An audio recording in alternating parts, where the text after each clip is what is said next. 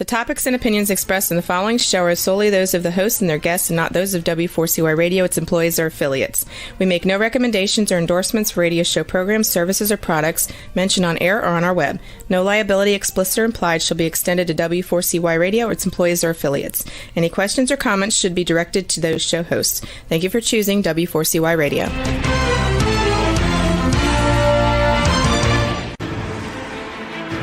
What's working on purpose anyway? Each week, we ponder the answer to this question. People ache for meaning and purpose at work, to contribute their talents passionately and know their lives really matter. They crave being part of an organization that inspires them and helps them grow into realizing their highest potential.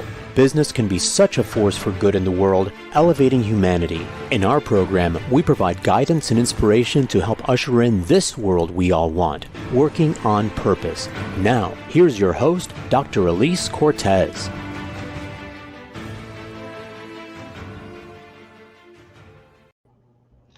Welcome back to the Working on Purpose program. Thanks for tuning in again this week. I'm your host, Dr. Alise Cortez, joining you live from Dallas, which is home base for me. If you don't know me yet, I'm a management consultant specializing in meaning and purpose, organizational logotherapist, inspirational speaker, social scientist, and author. I help companies discover and articulate their purpose to thread it through their culture and operations. I work with organizations to develop inspirational leaders who create cultures where people actually want to come to work and do their best. And I provide programs like the Grab Your Gusto that enable individual team members to discover and unleash their passion and purpose at work to catalyze fulfillment, engagement, and productivity. You can learn more about me and how we can work together at alisecortez.com and gusto-now.com. Let me thank my partner and sponsor, WorkProud. We are a perfect collaboration. Everyone wants to know they matter and that the work they do is important and meaningful. WorkProud helps companies do just that through their mobile platform that is built to encourage employees to share their stories and recognize each other's contribution. WorkProud empowers HR and business leaders to help create company cultures where all employees are inspired to feel proud of their work and proud of their company. Learn more about WorkProud and a recent study they've commissioned about pride in the workforce at workproud.com. With us today is Simon Mainwaring. He's the founder and CEO of We First, a strategic consultancy accelerating growth and impact for purpose-driven brands. He's a member of the steering committee of Sustainable Brands, the Forbes Business Council, and a fellow of the Royal Society of Arts. He's the author of Lead with We, the business revolution that will save our future, which we'll be talking about today on the show. He joins today from Los Angeles, California. Simon, welcome to Working on Purpose. Thank you so much, Alise. Great to be here. And remind me again how to say your last name correctly for our listeners. It's actually it's written Mainwaring, but it's actually pronounced Mainwaring. So like Mainwaring. Mainwaring. Mainwaring. Okay, Mainwaring. Okay, I'm going to get that right. Mainwaring. No problem at all. All right, so I got to know you originally, believe it or not, kind sir, through our conscious capitalism connections. I've heard you speak many times for that organization. That's how I originally got wind of you.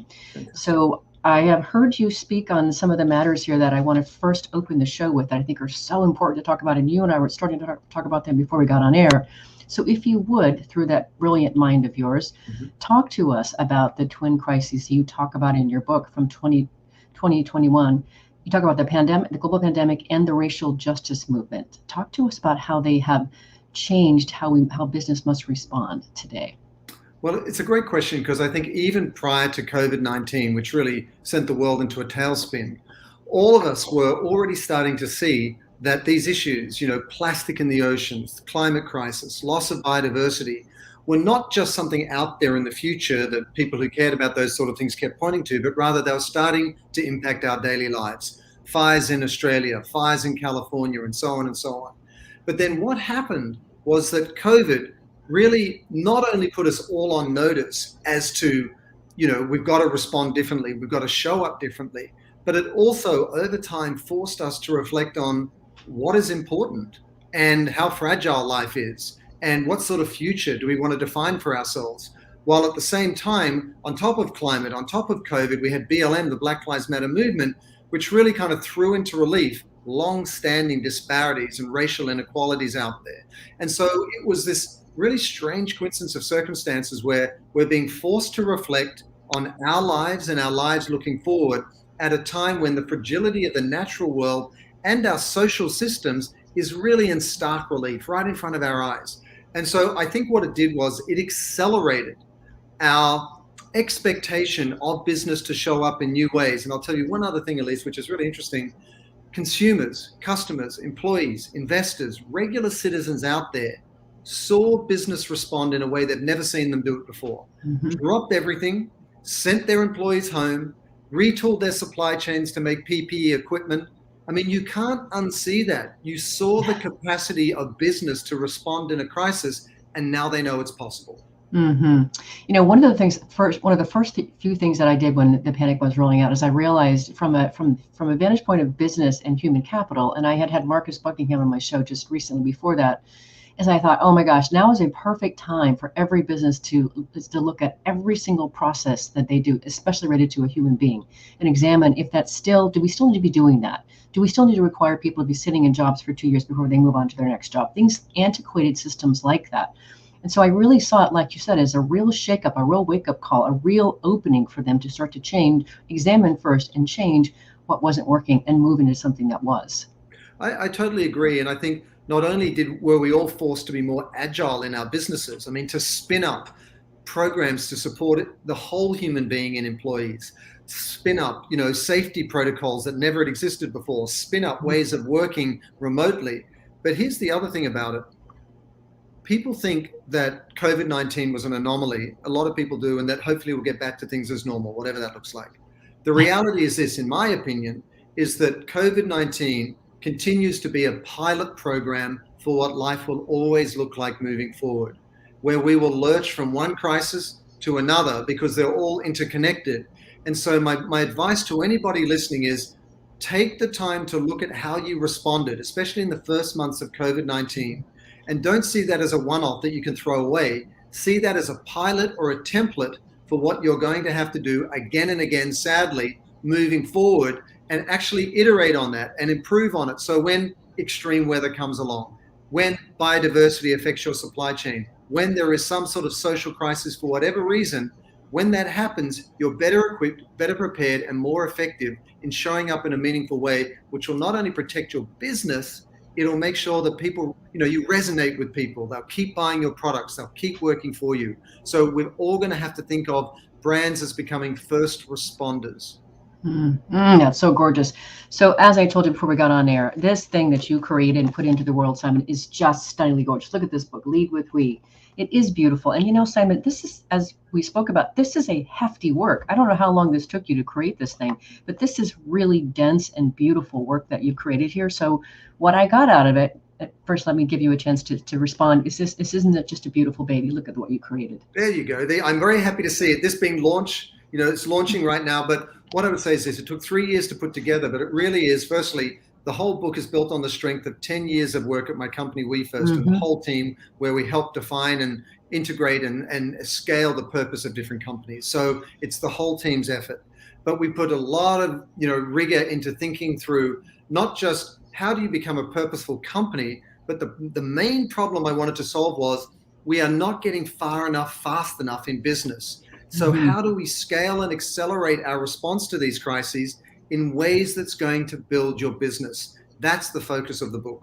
And of course, the other thing that I gravitated to, being that I'm in the meaning and purpose camp, of course, is it seemed to me that another one of your major points is that it's not enough for us to have just simply a shared purpose, but more that we need a collective purpose. Yeah. So in that beautiful vernacular of yours, would you tell us more? What do you mean by collective purpose? Yeah, I mean, Alise, you and I have both been working in this space for some time. And what I observed, having been lucky enough to work with companies like Tom's and Timberland and so many startups and large enterprises, is what's wrong with this picture? And here, we're not getting far enough, fast enough. And here's my answer. If you look at the vast tapestry of business, all companies in all regions of the world, B2B, B2C, whatever they are, the vast majority of them are still looking after their own bottom line, often at the expense of their people, the environment, and so on. I mean, that's the truth. That's the reality.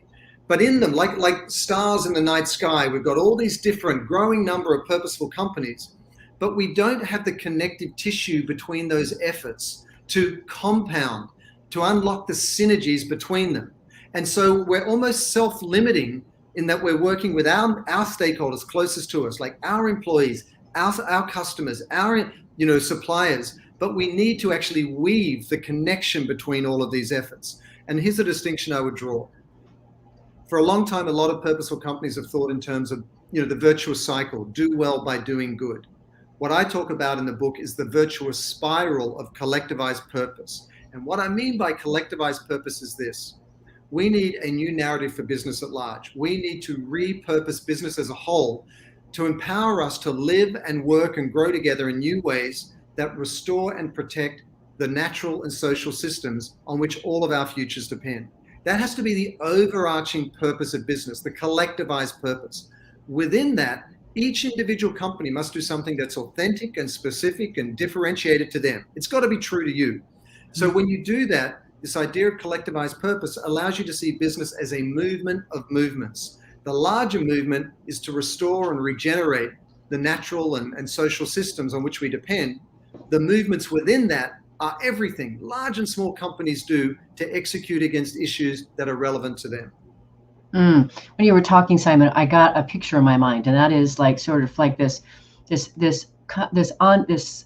swirling whirling of all these different objects and the different components of the we that you have here, the 6 different components. They're all swirling together, and their energies are touching each other and swirling each other upward. That there's a way for us to be able to truly elevate that consciousness that I think that you're speaking to.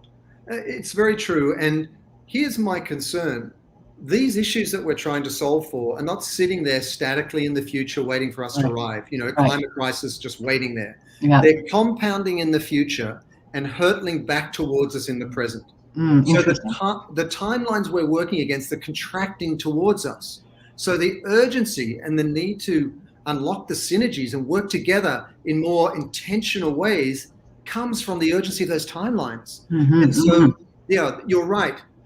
It's a self-fulfilling prophecy. If you do more good in your company and I do the same with mine, we enable and embolden others to do the same. That encourages market forces to reward that more and more, which drives capital to go towards those companies more and more, which inspires large legacy brands to change what they're doing more and more. And it just simply means that business at large can be sort of redirected, repurposed sooner so that we can meet these challenges in time. Because the reality is this, after a certain point, Alise, based on my research, and it's within the next decade or so, there's a cascading effect beyond which there's nothing we can do. Whether it's biodiversity breaking down, President Obama said, I think it was yesterday in Alaska, he said, we're almost out of time on the climate crisis. That doesn't mean we have to be pessimistic. It just means we need to start working together in new ways. I am completely and absolutely convinced of that, of course. So what I wanted to do also for the show, we've got another 2 segments after these last couple minutes in this one. And what I really want to do, Simon, is for our listeners is really break down and showcase your virtual spiral of collectivized purpose in action. So if we start with the first bottom component, which is we, you talk about, there's a few things that I just picked out that I thought were so interesting and yummy. You say we should think of ourselves as corporate ecologists. I love that. All of us, every single one of us. And you also say we must acknowledge neutrality is complicity. Right on. I mean, it's just so many great things. So talk to us a bit more about this component. Well, a couple of things. Firstly, we've got to be corporate ecologists in the sense that we've got to start nurturing and growing and enabling businesses that mirror the dynamics within, the living world, the natural system, ecology around us, where everything is interdependent and it's collaborative and it's co-creative. I mean, this is just how you build something that thrives and is sustainable and regenerates over time. Secondly, those who feel like it's a risk to either, course correct what they're doing or have a point of view on a social issue or commit to a cause, you're right. It is a risk. But the reality is this, if you sit on the sidelines, all the research tells us, whether it's from Edelman Trust Barometer report or otherwise, that you will be penalized by your employees and by customers, and you'll lose those customers and they'll go to a competitor who's clear about the role they're playing in the world. So inaction is a choice. It is a decision, and you will be judged harshly and increasingly punitively. Right now there's this positive momentum, let's repurpose business. But very soon, as you're starting to see, companies, CEOs, products, brands will be really penalized for being part of the problem rather than the part of the solution. So to your question about the virtuous spiral, I'll touch on it very quickly, but imagine in your mind's eye, there's an arrow, and the bottom of the arrow, the pointy bit of the arrow, goes up, and at the bottom is this me first, self-centered, self-directed mentality. And at the top is this collective priority, the we. And wrapped around that is a spiral that's getting wider and wider, a helix. Now, each one of the loops in the ribbon of that helix is a different level through which you can scale and accelerate your impact. So at the bottom, you've got me. And that means I've got to choose to lead. Why? Because we're in this mess together because of everything that you, Alise, did, that I did, the cars I drove, the products I bought. We got into this mess together, and we're going to have to work to get out of it together. So we've got to unlock our individual agency in terms of, where do I bank? What products do I buy? Where do I work? What car do I drive? What's my diet like? All of these are not just inconsequential choices. These are ways that you can feel like you're part of the solution by contributing to doing more good and less bad. Above that, and one couple of points on that, the UN climate, and COP26 recently said it's code red for humanity. And the Lancet Planetary Health Report said 56% of young people around the world feel humanity is doomed. So we better be on point. I mean, do we need any more urgency than that? And then if we go to the next level, you've got leaders inside companies. Now that could be the founder, it could be the CEO, but it could be anyone inside a company that chooses to lead. And they've got to define the purpose of the company, integrate it, and bring it to life. And I'll give you some examples. Walmart, the biggest retailer in the world, has recently announced Project Gigaton, where they're working inside their company with their suppliers to pull a gigaton of carbon out of the air, of greenhouse gas emissions. Amazing. Mind-boggling. Or, but Deloitte, one of the biggest consulting firms in the world, is now educating their 330,000 employees about the climate crisis. Again, working internally with your employees to equip them to play a more meaningful role. So you've got me choosing to lead. Then you've got leaders inside a company defining your purpose and bringing it to life. Then you've got the culture above that, the culture of your employees, of all of your stakeholders inside your company. And you hold on just a second. I want to make sure we get this all. We're going to grab a first break. So hold that thought. We'll come back to culture. Absolutely, no problem. Don't you run away, any of you. All right, I'm your host, Dr. Alise Cortez. We've been on the air with assignment Mainwaring, author of Lead with We, The Business Revolution That Will Save Our Future. We've been talking a bit about where this book came from and why it's so essential. After the break, we're going to hear more about his explanation of this spiral he's been talking about and introducing. Stay with us. We'll be right back.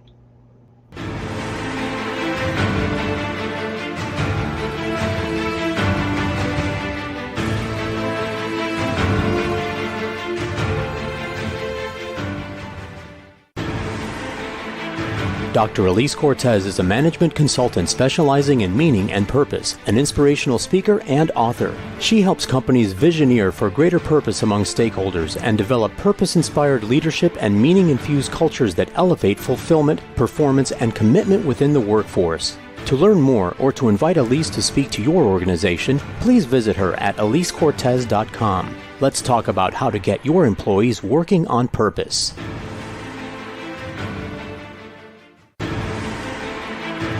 This is Working on Purpose with Dr. Alise Cortez. To reach our program today or to open a conversation with Alise, send an email to Alise, A-L-I-S-E, at alisecortez.com. Now, back to Working on Purpose.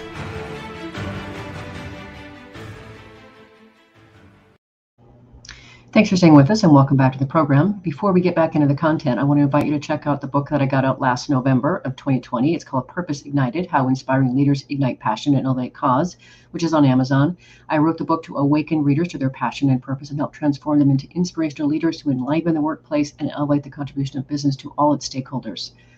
If you're just joining us now, my guest is Simon Mainwaring. He is the founder and CEO of We First, a strategic consultancy accelerating growth and impact for purpose-driven brands. He's the author of Lead with We, The Business Revolution That Will Save Our Future. I'm your host, Dr. Alise Cortez. So we talked before the break about two of your pieces, me and leaders. You were on culture next, I believe.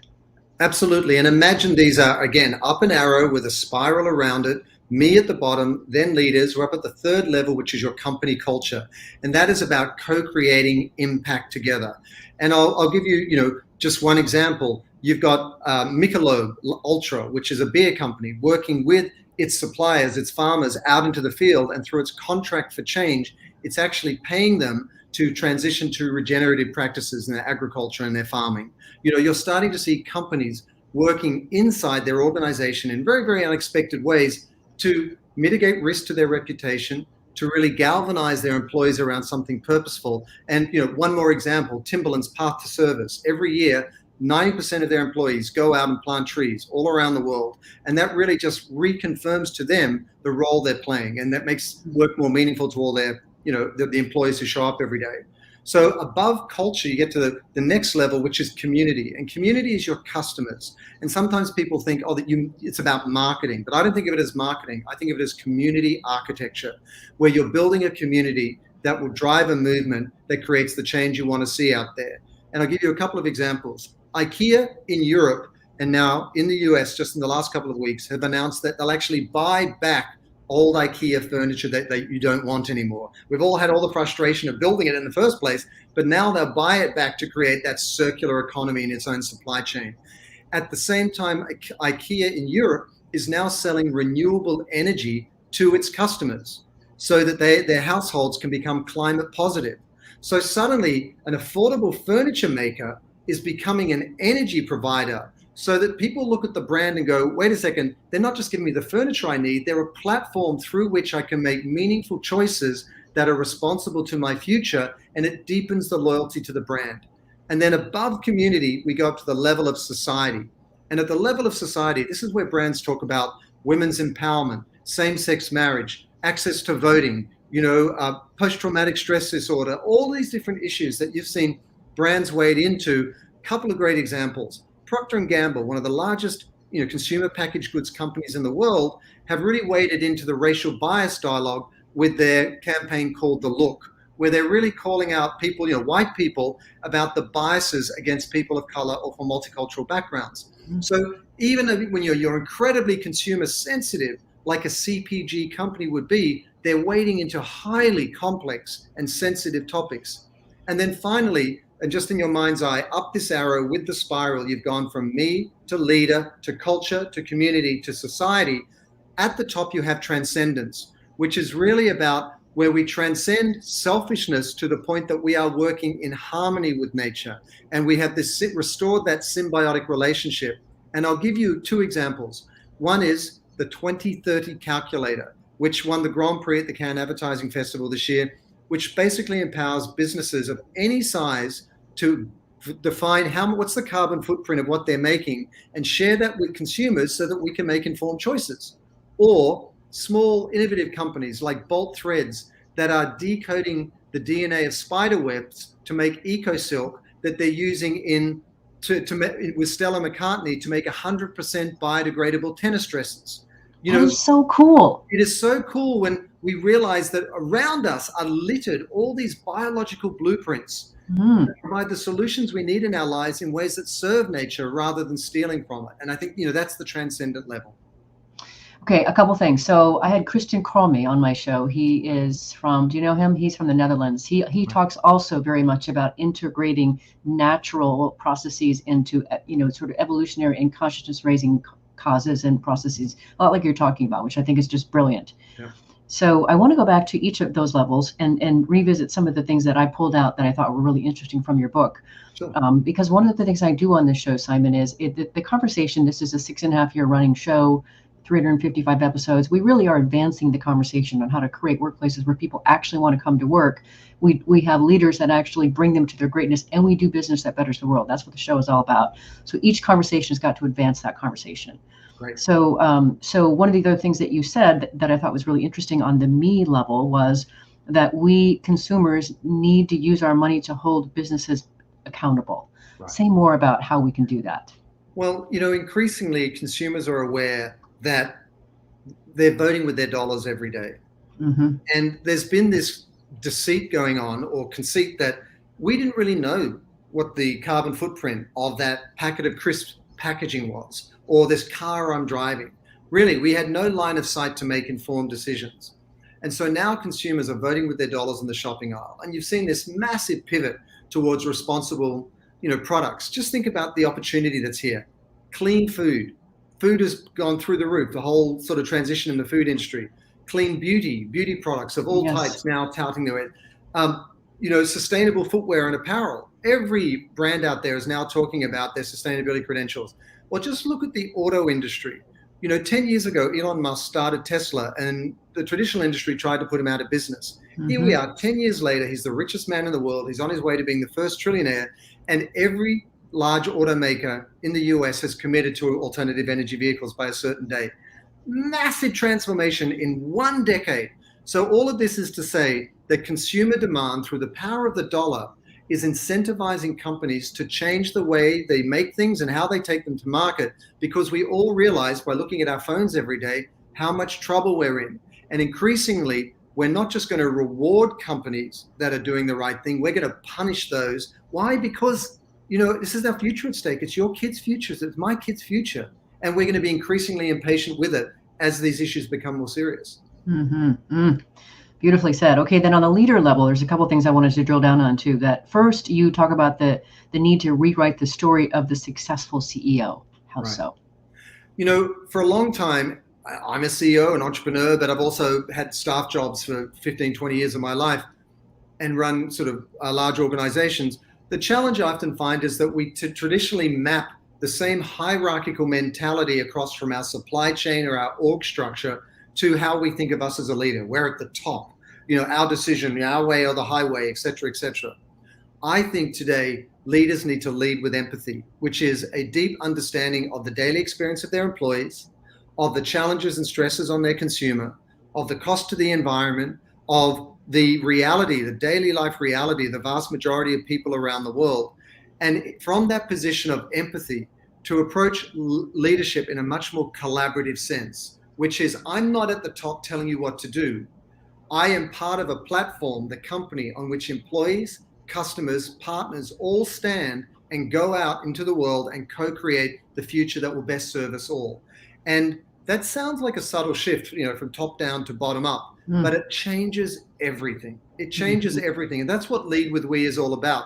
If you're a CEO or you're a founder of you're a solopreneur and you're at your kitchen table just starting a company, it's a decision-making filter where you can sit there and go, whether it's payroll, whether it's your product, whether it's your marketing, how do I choose to lead with as many people as possible, to benefit the greatest number of people and the environment. It's a very simple tool, but it changes everything in terms of what actions you take. It's brilliant. It really is brilliant. And then, of course, I want to hear about the 5 traits that you mentioned of purpose-driven business leaders today. How do you categorize those 5? It's interesting. Business leaders today, what would I say? I think if I was going to oversimplify it, I'd say we have to recognize that we all have much greater agency in our lives than we might think otherwise. Every one of us have every hat that we wear in our lives, from father, brother, son, consumer, citizen, employer, voter.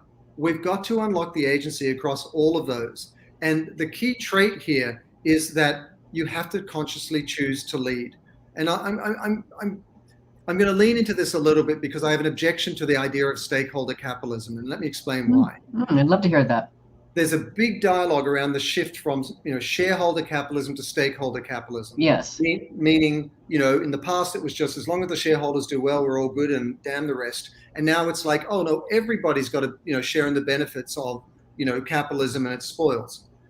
I hear so much talk about people sharing in the rewards of capitalism more broadly, but I don't hear enough talk about people sharing in the responsibilities of it. And the reality is this: no one billionaire, no one industry, no one company is going to solve this issue for us. We all need to show up differently. And so when we talk about the sort of defining traits of a leader, I think it really does turn on this fulcrum of, do I choose to lead? Wherever I sit in a company, wherever I am in life. And if you think this is unrealistic, if you're listening to this, with Alise, and you go, yeah, that sounds great, never going to happen. Just look at what happened with the beginning of COVID-19 and the crisis. We've all done unimaginable things. We have sent our employees home. We wear masks. We don't see each other. We work from home. We homeschool. All these things that were inconceivable 14 months ago. Why? Because we're all facing a crisis that's larger than ourselves. Yes. You know what? The climate crisis, biodiversity, plastic, all of these issues are interconnected, and they're much larger than us. And we're going to be in a state of constant crisis, moving forward. And so we need to show up differently. And I think we've been kicking the can down the road since the 50s and Buckminster Fuller, and here we are. And now we're in the 2020s. We've had a global pandemic. And according to the heads of state and scientists from around the world at COP26, we're out of time. So we need to show up meaningfully, not in a pessimistic doomsday way, but to recognize that every one of these challenges is a marketplace opportunity in disguise. And if we solve for it, these market forces will drive our growth.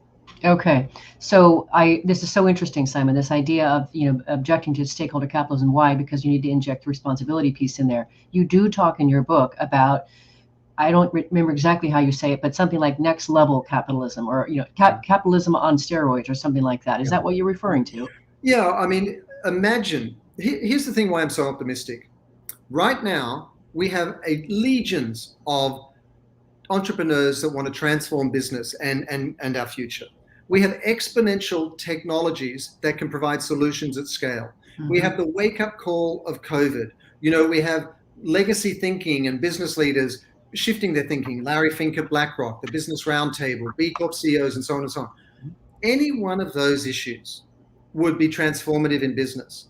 Together, it's unbelievable what we can do. So when I talk about repurposing capitalism, putting it on steroids, it's really about leveraging the reach, resources, and expertise of capitalism across the breadth of the sort of things that I was describing, and allowing that to compound. And to give us one hint of what that was like, at the beginning of COVID, when the planes weren't, when everything kind of quietened down, people weren't flying and all these different things, we saw how quickly nature regenerated. We saw how the skies cleared. Yes. Just think that if we enabled new practices that allowed us to not only do that, but to build business around this premise of actually serving nature and to do things more sustainably, I think we'd be shocked at the regenerative power of nature, of its inherent abundance.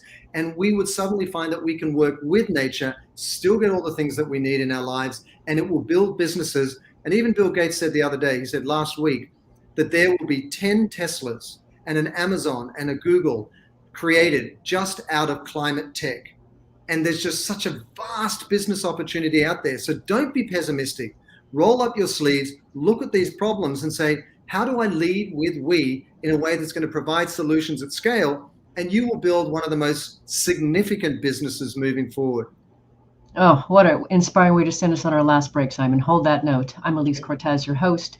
We've been on the air with Simon Mainwaring, who is the author of Lead with We, the business revolution that will save our future. We've been talking more about the components of the virtual spiral of collectivized purpose and action that he has created. After the break, we're going to hear a little bit more about that, as well as what he's up to that he's most proud of. Stay with us. We'll be right back.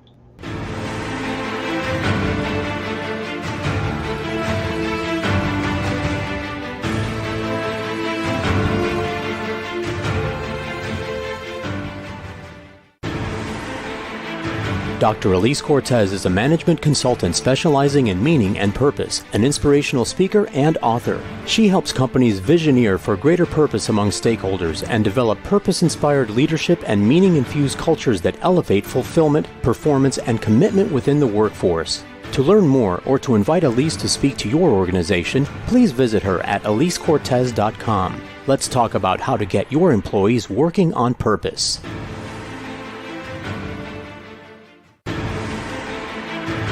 This is Working on Purpose with Dr. Alise Cortez. To reach our program today or to open a conversation with Alise, send an email to Alise, A-L-I-S-E, at alisecortez.com. Now, back to Working on Purpose.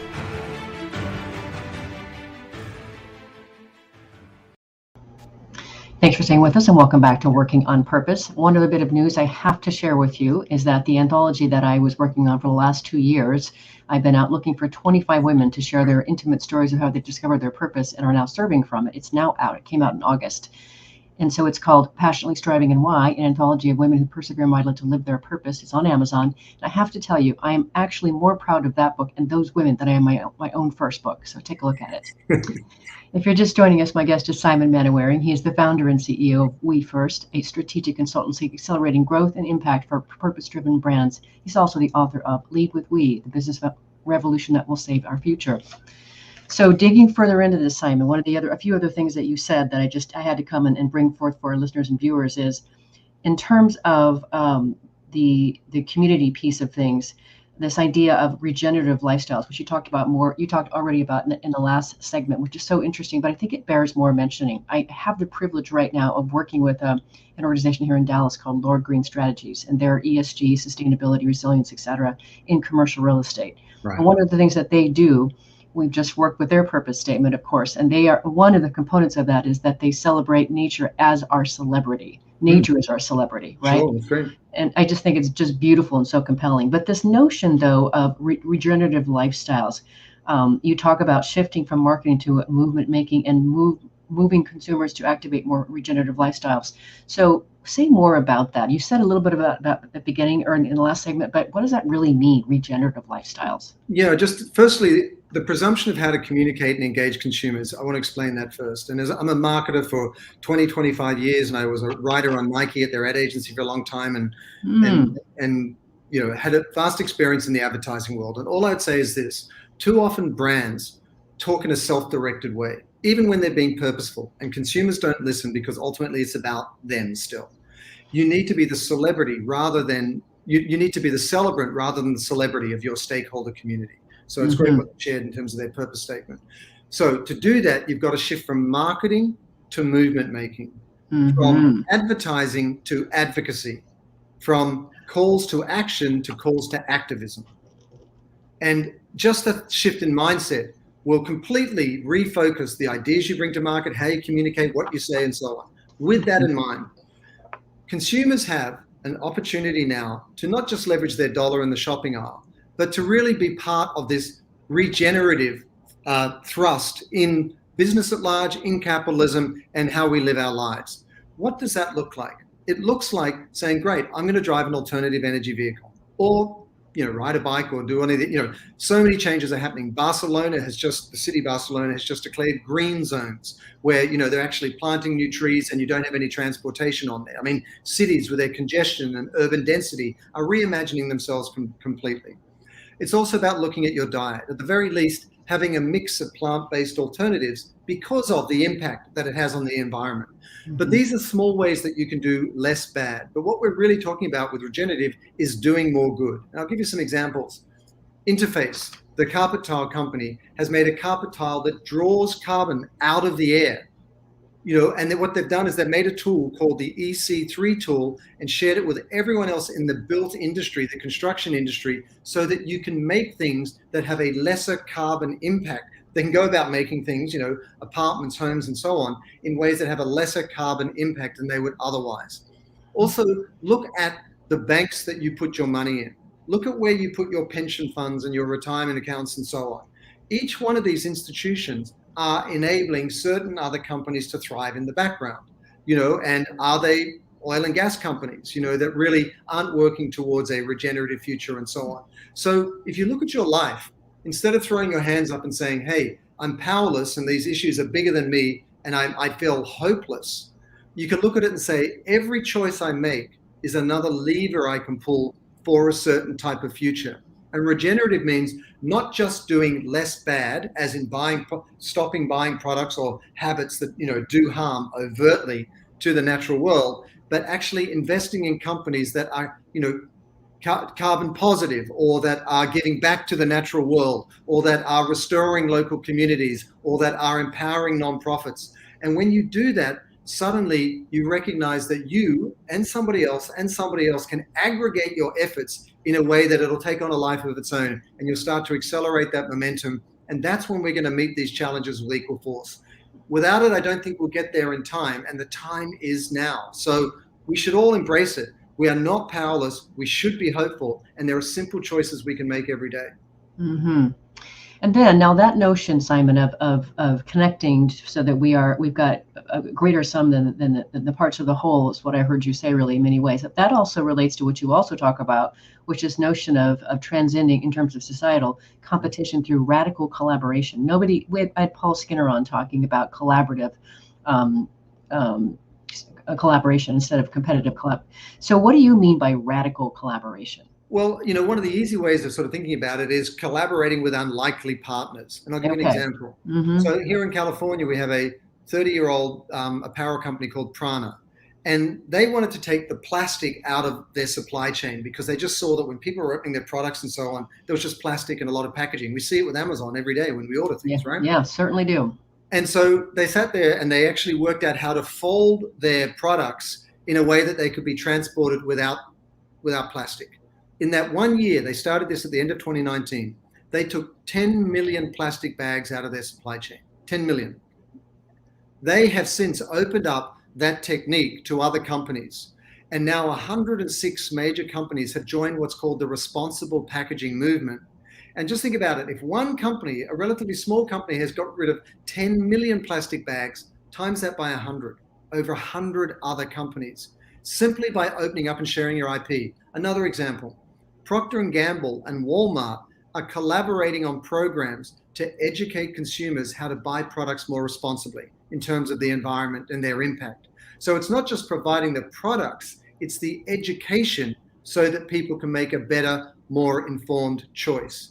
And so, you're starting to see these coalitions, these pre-competitive collaborations going on where people are saying, hey, let's do less bad together. Let's level up our whole industry, and then let's tell that story together to consumers and better inform them so they can work with us as well to provide part of the solution to buy the better products. It's so inspiring and so right. I just think it's so important to talk about and celebrate. Right. Okay, so we've been talking up to now about your perspective that you've been developing over the course of your career, and certainly what's in your book. What I want to do next, Simon, if you don't mind, is I really understand that you really are a living, breathing, lead with we person, and your entity, your company, everything, it's all connected. So I would love to hear about a couple of initiatives or business cases that you've worked on that you're really proud of, that you really feel like really made a difference. Thanks for asking. I mean, a couple of things. Firstly, we're a B Corp, Best for the World. I love that. I saw that. Yes. This year, and also a Real Leaders Top 100 Impact Companies in the US. So, we're trying to do work that is meaningful. All the work we do is enabled by our partners, our client partners. And I'll give you a few examples. So during COVID, or just prior to COVID, then during COVID, we worked with Maybelline, the makeup company, to help them support young women around mental health issues. And we worked with them to create this platform called Brave Together, because, mental health issues are something that people outright, but young teenage girls and so on may be less likely to talk about. So it was working with Crisis Text Line to provide mental health support so young girls could actually reach out on the strength of the brand platform and get the help they need. Another one would be, for example, Timberland. We redefined their purpose and positioning globally not long ago, because so many other companies were now starting to use similar sustainability language. And as a result of that work, they've launched campaigns that is Nature Needs Heroes, which is a 50 million tree planting initiative to, obviously repopulate the planet with trees, draw down carbon, and so on and so on. So very proud to see that initiative, taking place globally around the world. And then another one at an enterprise level. So I'm going from a small company to, a well-known global brand like Timberland to an enterprise level. We work with VF Corporation, which is a $14 billion apparel company that at the time had 26 brands, including Timberland, the North Face, Vans, and they all do amazing work in their own right. But we rolled out their purpose for them across their, at the time, 72,000 employees in over 100 countries. And with that in mind, a couple of powerful proof points about doing this work for real. VF led the boycott of leather from Brazil in protest of the burning of the Amazon. They disrupted their own apparel supply chains on a global scale to protest the burning of this Mother Nature's biodiversity kitchen, which is really the Amazon. Similarly, not long after that, North Face, which is one of their brands, led the boycott of Facebook in protest over hate speech. Again, biting the hand that feeds. They sell on Facebook. They have ads on Facebook. So whether it's Maybelline with Crisis Text Line, whether it's tree planting initiatives with Timberland, whether it's a corporation like VF boycotting, leather from Brazil and to preserve the Amazon, it's not just about having a pretty purpose statement and integrating it in your culture. It's walking your talk and making a difference in people's lives. And so, there's some of the examples of the work that we're proud of, but it really is, it's a credit to the brands. We are there to support them, but if they didn't want to do it themselves and they weren't willing to invest the time and the capital, it wouldn't happen. But what I also really appreciate about what you're talking about, Simon, is just the way that you can really interject, intervene, and elevate agency and scale by the work that you're doing. It's so inspiring and so important and so necessary. No, thank you. I sat back like anybody else in 2007, 2008. I just sat there and thought, what's wrong with this picture? There was the global economic meltdown. Business isn't serving enough people well enough. It just seems to be serving a fewer and fewer number. Here we are again, but things are even worse. And if I look at government, I say it's pretty much gridlocked with partisanship and corruption and lobbying and all these other issues we hear about every day. At the same time, NGOs and foundations and nonprofits have limited resources. Who's the elephant in the room? It's business. That's exactly right. We're creating half the problems, and we have the expertise and reach and resources to scale the solutions. And so I don't see this as a negative time. I see this as a time, how would I characterize it? This is not the end of something. This is the truly miraculous rebirth of business. Appropriately painful, like any birth, as a dad might say. But, I would say this, we are starting to witness the awakening of business where we serve nature rather than steal from it. Yes. And when we do that, nature will dazzle us with its regenerative capacity if we just give it half a chance, and we're going to fall in love with the natural world all over again. We're going to realize that everything we need is right in front of us, and we've been looking past it. And we're going to see that we're going to start reconnecting to each other as a human family and to the planet we all share. Why? Because our very survival depends on it. Not because we suddenly woke up and grew a conscience, but because our survival literally depends on it. That's a good reason, I think. I think it's a great reason. And in fact, really quick, I have to insert, have you seen My Octopus Teacher? I have, and it was just a very powerful example of the absolutely unfathomed potential connection with the natural world that is just waiting for us. I know, that's why I put it in there right there. I have had Swati Thiagarajan, who's the associate producer on the show, talking about it. So anyway, it's a perfect place to put that.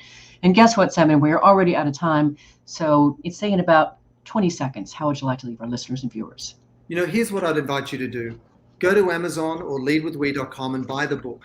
And for yourself, it's a blueprint which gives you a step-by-step plan to follow so you can do this in your own company. Based on all our 10 years of work with these great brands, put it all in there in a programmatic way so you don't have to think through it. It's all just there.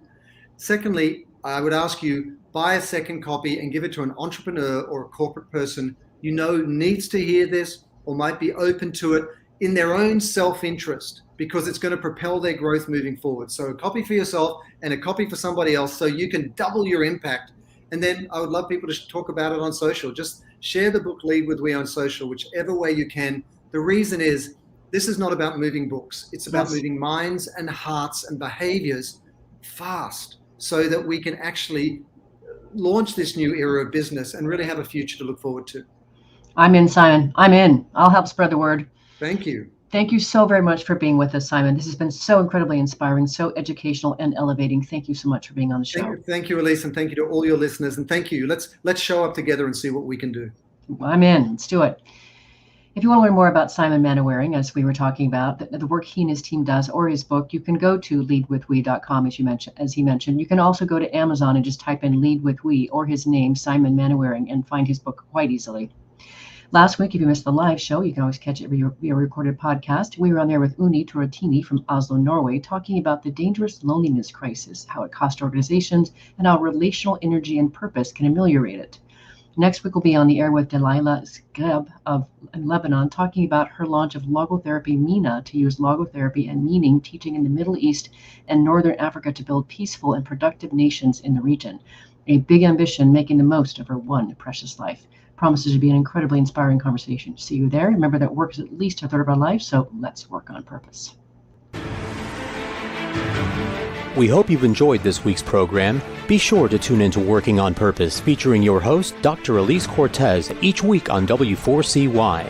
Together, we'll create a world where business operates conscientiously, leadership inspires impassioned performance, and employees are fulfilled in work that provides the meaning and purpose they crave. See you there. Let's work on purpose.